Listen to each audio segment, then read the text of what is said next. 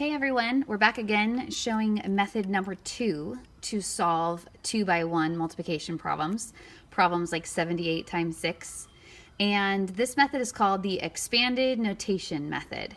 So today I'm going to show you the second way. The first way was place value sections, and this one is expanded notation. And with this one you also use a rectangle to see that multiplication is just like the area of a rectangle. So the first thing we're going to do is the same first step we did last time. So we're going to take the first factor, 78, and we're going to write it in expanded form, 70 plus 8.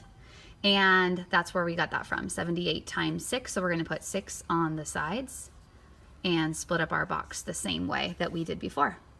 But now with this method, instead of doing the multiplication on the inside of the box, we're going to do the multiplication on the outside of the box. So some kids prefer this method because they don't like having to squeeze their multiplication problems into these tiny little boxes. So what we're going to do is we're going to write the multiplication problem with the larger number on top and stack them.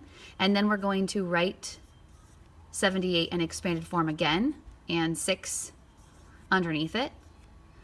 And now we're going to show the multiplication of the larger section of the box, which is 60 times 7, which is 70 times 6 and 70 times 6. So now we're going to do the 70 times 6 right underneath it, which I know is the same thing as 7 times 6, which is 42, with 1 0 to get 420.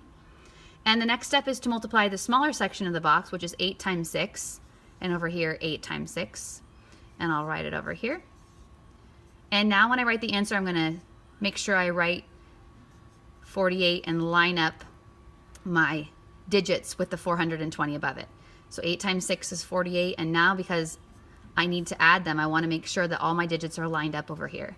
So I get 0 plus 8 is 8, 2 plus 4 is 6, and 4 plus nothing is 4.